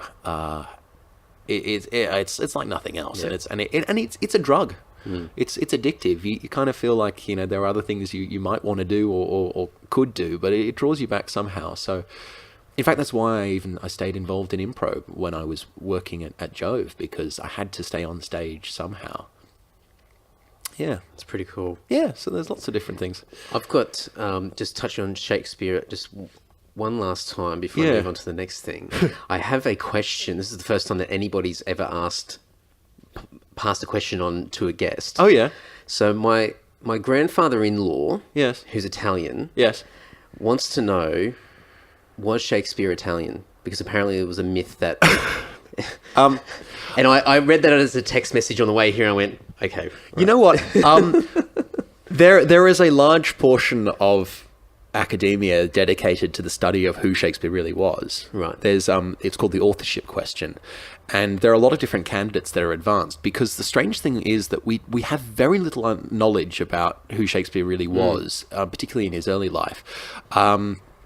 And we've got very little surviving records. There's only 6 documents that his signature are still is on that survive. And so there's lots of different candidates. People, I've got a couple of those books on my shelf. There's a diplomat called Henry Neville who was in prison in the Tower. I think maybe he wrote the plays then. There was the Earl of Oxford, who maybe couldn't write explicitly because he was, kind of so subversive, some of Shakespeare's works. So maybe it was him, even though he died before most of the plays were released. Whatever. So there's lots of strange things. And was he Italian? I haven't heard that one before, but you might be having a go. No. But there is a great argument back and forth. In fact, there's a whole book about this. There's 10 years of Shakespeare's life that are completely lost. We don't know what he did, what happened to him. And some people argue that he travelled, and perhaps travelled extensively in Italy and France, and that's where he picked up his interest in those areas. And then it gets very nitty gritty. Like there's in The Winter's Tale, there's a line about the coast of Bohemia, but there was no coast of Bohemia at the time. So if Shakespeare had really travelled in Italy, he would have known that. So why would he make such a silly mistake? Right. So therefore he didn't. It becomes insane. Yeah. So the argument is the answer to your was it your father-in-law? Your grandfather-in-law. Yeah. Maybe. I don't know. I couldn't give you a definitive answer one way or another. But I think it's probably unlikely. There you go, no, Rick. There you go. Sorry. I love it. So you've just demonstrated this, but how do you go from the passion that you have for Shakespeare to doing voice work for Harvey Norman Mascot? I haven't. I have to be clear to start with that was just a demo reel. So in fairness, I haven't had that gig. Though if Harvey Norman Mascot are listening, I can buy Celsius. No, what is a bit of that thing? Harvey Norman's new store at Mascot now open, full of manufacturer's seconds, extra display stock. Oh, how do you do it? You do it because you need to eat. It's as simple as that. Like, and look, I'm trying to build a voice career. It's pretty hard to break into. But again, it's how do you use the skills you have in ways you don't hate, and that's a really good opportunity to do that. I've auditioned for an audiobook reading company. I haven't had a gig yet, but hoping that might come through at some point, especially as I was so attached to them as a kid. They're so important to me. It's still storytelling in some way. It's still using your instrument, your actor's instrument. And I host trivia nights a couple of times a week, most weeks, and that's time on stage. Yeah. I mean, I don't know whether it's exactly 10,000 hours, but Malcolm Gladwell talks about the 10,000 hours to perfection thing. And, if you are a musician, you can sit and play, for hours every day on your own and get better and get your 10,000. But as an actor, generally you need an audience, you need other people to collaborate with. So any opportunity that I can find in any way, shape or form to be in front of an audience and staying fresh or using my voice, and ideally, if I can get paid for it, so much the better, I take that. Because I want to get to that 10,000 or whatever it takes to try and be the best performer that I can be. There's probably a bit of Shakespeare in it anyway. Yeah. Oh, it's still text. Yeah. It's still trying to find a way to. It's sales. Yeah. I mean, as we were saying, it's still sales. And when I'm on stage playing a character for you, I'm still trying to convince you that I am or that I'm representing this particular perspective, and I'm selling you that. Yeah. So that's all a very nice vision of what can be pretty dreary sometimes. Yep. And particularly auditioning for ads is an utterly soul-destroying experience a lot of the time. There was one that I had, which was it was probably better not name the product, but I for some reason I'd been sent to an audition that had also called for professional dancers. And I'm not a professional dancer. I don't claim to be that for a second. And anybody who's seen me dance would know that too. And so I had to, like, the thing was, it was a guy pushing a bin out to the side of the road, and he was dancing. And so you get there, and they're like, "Oh, just push this wheelie chair across the carpet a bit and dance. That's your bin." And I'm going, "Oh God, like I'm not gonna win this ad by being a good dancer, so maybe I can try and act my way through it." So I said to the woman auditioning me, "So why is he dancing? Like, what's his, like, what does he want? What's his motivation?" It's a very actory kind of thing. And she's like, "I don't know." I'm like, "He probably got a great deal on his, you know, whatever the product was." and it's like, and the wheels falling off the chair, and I'm like, and you just feel so stupid. And then you walk out and you go, "Well, that was a day of acting, wasn't it? That was all the acting I get to do today." And yet you are so bloody grateful for the opportunity to audition, because this is the other thing that I guess I didn't know. Sorry, I am jumping all over the place, but when I left drama school, I knew it was hard to get work. As I say, I've been on the other side of it. I knew it was hard to get work. What I didn't realise was just how hard it was to get auditions. Right. It's really hard just to get the chance to get in the room. It's even hard just to get the opportunity to get a script and send them a tape of you doing it in your backyard. People, like, it's everybody's time pressured. Like, you know, it's the system's got flaws in it, but, you know, it's nobody's fault in an individual way. But casting directors are busy people. They go to their go-to people, and, you know, it just takes a long time to break in. And patience, and again, finding ways to stay in it without hating it and wanting to do something else. It's all you can do. Just keep hustling. Hustling is the word, yeah. And we're all doing it, and you know, the taking any opportunity, the networky kind of stuff of it too. You know, it's the worst thing when you have to kind of try and chat somebody up in a foyer, you know, trying to get an audition or whatever else it is. Like, that's a horrible experience for everybody, and we all know it, but it's all part of it. But no, the thing that I think, you know, that you have to do is put out a lot of free work. Absolutely. It's samples. You know, my dad is a small businessman. He runs a wine company, and he's perpetually having to give free wine to people, trying to make sales. And what I do is the same. And so, you know, I do lots of things for free, and then every so often they come back and give you a paid job, and sometimes that's at the same time as something else that was free, and then you have to make a decision about whether you're doing your fringe show or not. That's right. That's right. Have you given yourself a time deadline today? I've got to let them know by the end of today. Okay. All right. I might maybe send me a text message later on and tell me what decision you made. I will. And I'll make a mention at the end of this. No, episode. Oh no, you know what? I'll just say it was either money or opportunity. No, God, you know now that you've said that, I'm going to have to take the fringe job now, because if I tell you and your listeners that I'm taking the money, I'm going to feel awful. No. And you know what? I've influenced this. No, you know what? Maybe I do the fringe show, and maybe that leads to a film role, and maybe this is exactly what we were talking about the weird coincidences of things. And I didn't have to, you know, you didn't have to message me, I didn't have to message you back. Absolutely. How does God? It all happens for no. It's also arbitrary, isn't it? It is. When you're watching a film or a play or something, it's all been carefully curated to make sense. But life isn't like that. No, not at all. And God, it's wonderful, and it's also deeply frustrating, and I think that's what mixed emotions. As cheesy as it sounds, I think that's what makes it incredibly exciting. Yeah, because I'm making decisions at every second of the day, and I don't know what the outcome of those. I know the instant thing. If I touch my knee, I can feel it, and I know that that's the consequence of touching my knee.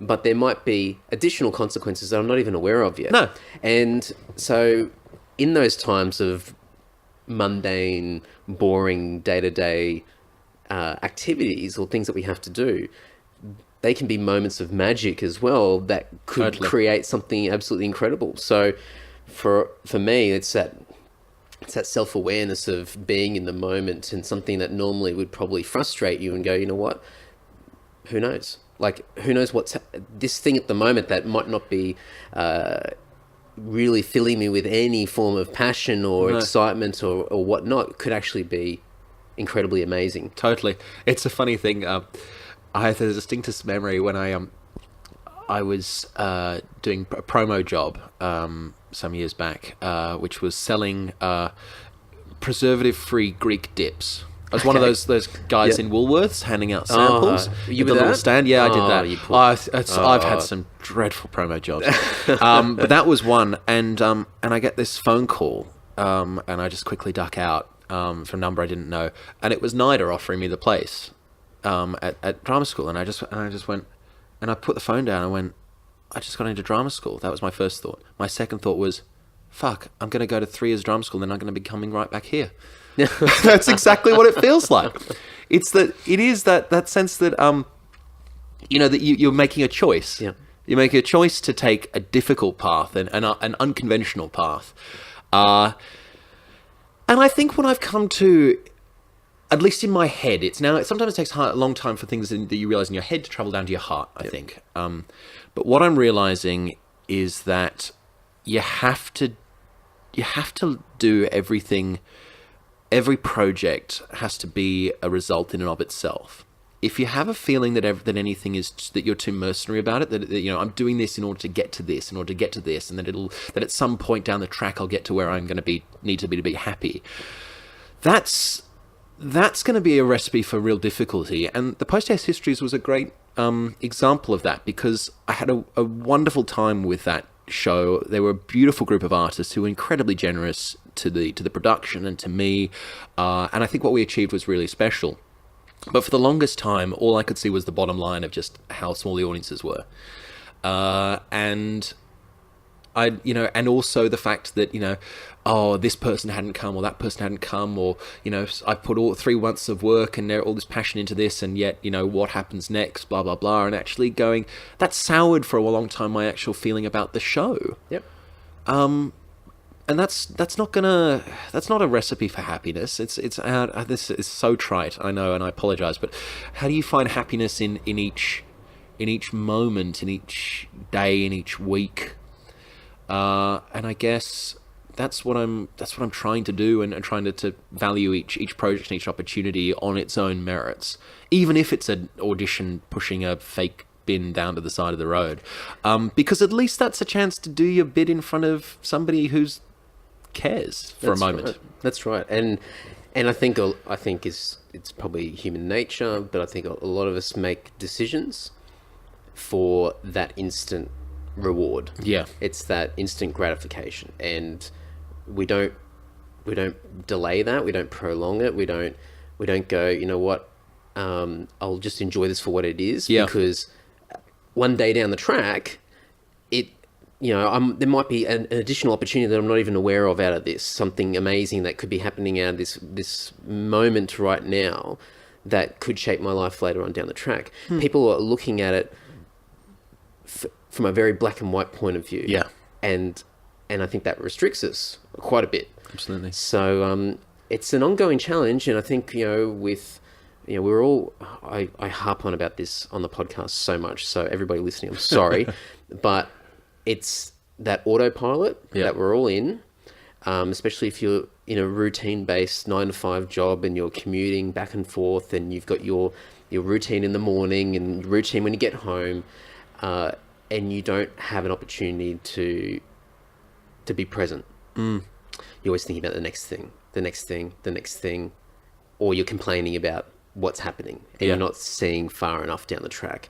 And so the whole thing, which I think is becoming more discussed now, and more people are getting or embracing the concept, is the whole mindfulness thing. Yes. And having that self-awareness and being present in the moment and really understanding what's going on at this point in time. It's like, well, why am I angry at the moment? That's right, I haven't eaten for 4 hours. That's the reason why I'm highly irritable at the moment. Spot on. Or I need some sugar, or I've had too much sugar, or something, or I haven't had enough sleep. Sometimes it's the most trivial thing that puts us in a state. Or it might be like road rage, and I use this all the time. Someone's driving up your ass on the highway at night, they're flashing their high beams, and you just think, you asshole, and then you're ready to move across and then get up their ass and start doing the same thing to them.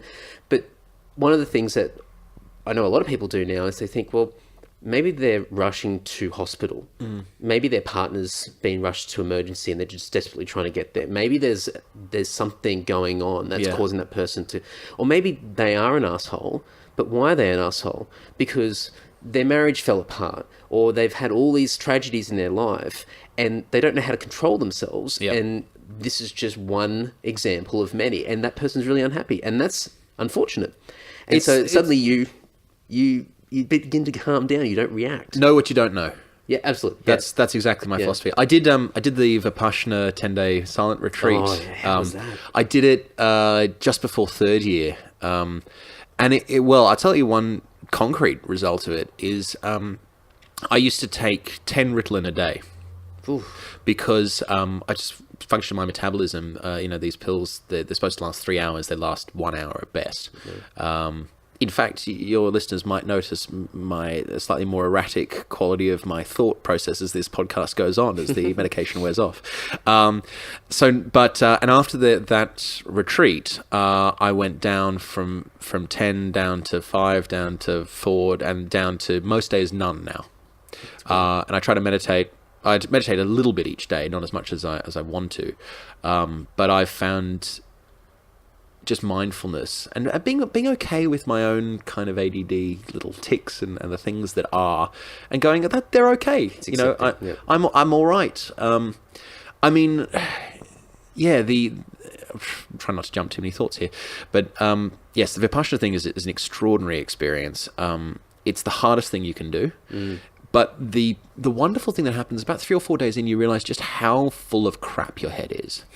How it's never quiet, ever. You're sitting in silence in a room, and yet the noise in your own skull is absolutely deafening. Do people have... I would assume that people would have breakdowns. Oh, they do, yeah. It's very, very hard. And you want to quit. I mean, I'm not, and people do. I'm not sort of the sort of person who would allow myself to do that. So I got through, and on the final day, or the day before the final day, I came out of this meditation hall, and the world looked brighter and more sharp than I'd ever seen it. It's like, I describe it as like walking to Harvey Norman and seeing like one of those brand new super high def TVs for the first time. And you go, oh my, I've never seen the world that looked like that way before.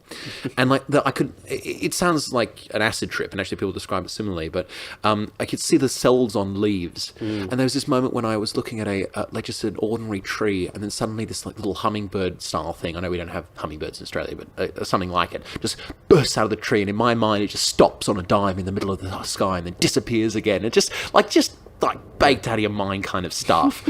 but it's just there from just the privilege of spending just time just listening to your own body and just having no other demands on your time. What you do when you get there is you have to give up your phone and your wallet and everything. They hold it for you. So it's if nothing else, it's 10 days when nobody can want anything from you, and you don't speak to anybody else. And that doesn't mean there isn't courtesy. You've still got to hold doors open for people or whatever else it is, or not leave your stuff around. But you just do you for 10 days and spend that time. And I really recommend it as a very, very impressive way to just understand mindfulness. And one other illustration from that trip, there was it's a communal kind of a living, at least if when you're doing it for the first time, and they're little sort of subdivided little cells, I guess, inside this, with blankets or something inside this bigger hall where you're sleeping. And I happened to have the one right next to an external door, and people weren't supposed to use that door, right? Because then they'd be coming straight into my little bedroom area, and they could easily use the other door on the other side of the house. But then this one kid would come through that door every time, and I'd be sitting there meditating, or I'd be trying to have a nap or something, and he'd come through and burst through and keep walking. And I spent like so many hours of this course just seething on this, why would he do that? The sign is there. I tried to like rig up a booby trap system with like umbrellas or something so that it would make a big clash or something, so he'd realize, because I can't talk to him, you're not allowed to speak. And then my final plan was maybe I would just strip completely butt naked, and then when he came through the door I'd just stand there and just look at him until he went back, and then he'd realize. And then I suddenly had this realize, no, I'm just going to let it be because Accept it. I don't own this little place. This is just a place that I'm occupying right now. It's not mine, and it doesn't really matter that much, and he just probably doesn't realize. And I felt better. And then I had this opportunity because on the last day they let you speak, and I could have gone up to him and said, did you ever realize about the door or whatever? And I went, no, let it go. Doesn't matter. And so, yeah, just realizing that it's just stuff like that doesn't matter so much. We get so caught up in what we own or what we need to do or who we think we are. And a lot of those are stories, just like my narrative about the, what kind of actor I am, and am I the one who takes the money or not? Like that. That's just an arbitrary story I'm telling myself. Absolutely. And it's not a grand film, and it's not a big cohesive narrative. It's just a life on a little speck in the universe that doesn't matter that much. But it could still be a moment of magic. Yeah, hell yeah. And it should. And, right now we're sitting here and we've got this beautiful sort of sun coming in through the window and it's all dappled and it's a beautiful day and this is fucking winter and this is where we live. Yeah. So there's a lot to be grateful for. But at the same time, I think you've got to take that and not beat yourself up for the time that you feel shit. Because that's cool too. That's fine. You have to. Accept it. And that's I think the trap with the mindfulness stuff is you can use it to be quite self-flagellating. Like, why aren't I a better meditator? Why aren't I a better, how did I react that way to that person when there was so many better ways I could have done it? You can only do your best, can't you? That's it. With all the pressures that we have here and also you can only do your best given that this is the life that we have. And yeah, if I was living in a third world country, all of these things that are problems to me would seem silly and infantile when, all you're trying to do is just make enough food or buy medicine for your kid or whatever else it is. And yes, the privilege that we have in the West is, or at least certainly in Australia where we have universal healthcare, wink, wink, nudge, nudge, Trump, is that's a privilege, but there's also a pain that comes with it too. And I don't think we should be so down on ourselves in the modern Western world about feeling hurt by small injustices or lacks of success or whatever else it is, because our reptile brain doesn't know the difference.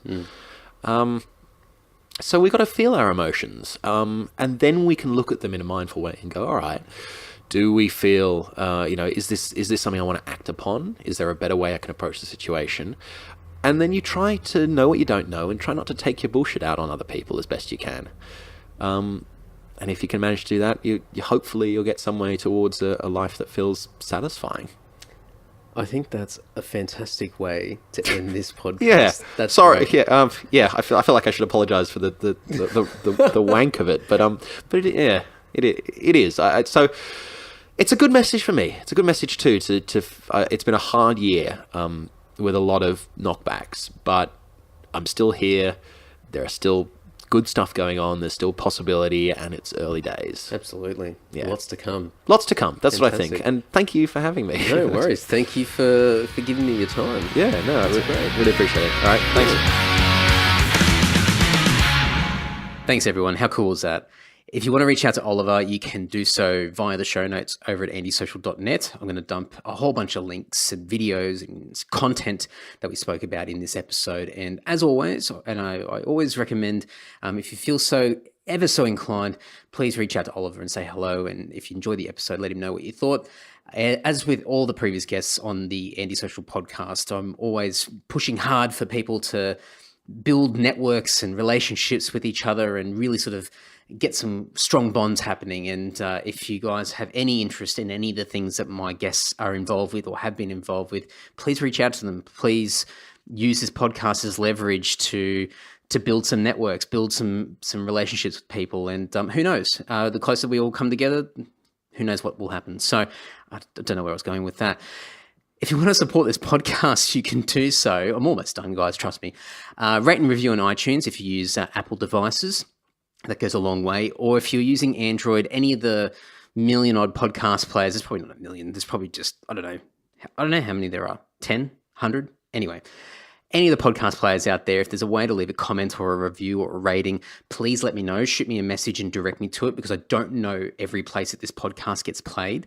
but I want to be able to return the favor and give you guys a shout out, especially if you're involved in, some sort of creative project, music or the arts, any type of the arts, or you're a business owner, or you've got some sort of product or service or something, or you just want to plug yourself. You want me to do a shout out for you. I just want to be able to return the favor, even though it's a small gesture. Whatever I can do to say thank you would be absolutely amazing. So please, if you do feel inclined, you can let me know when you leave some kind words somewhere on the internet about this podcast.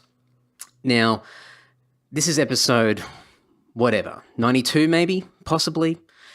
I'm getting closer to episode 100, and I know that every time I think about it, every time I mention it, I'm just adding a little bit of extra pressure on, because I'm sure that there's some of you out there, I won't say everybody because I don't like to generalize, but I'm sure there's some of you that are thinking, I wonder who's going to get on for episode 100. It'd have to be someone pretty good.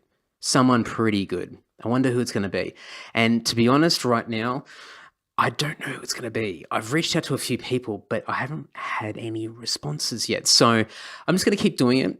It's like just casting the line and just see who takes the bait. Sounds really, malicious. No, it's so I'm just going to see who takes a bite. I'm hoping to have someone. Well, it's going to be someone great no matter what.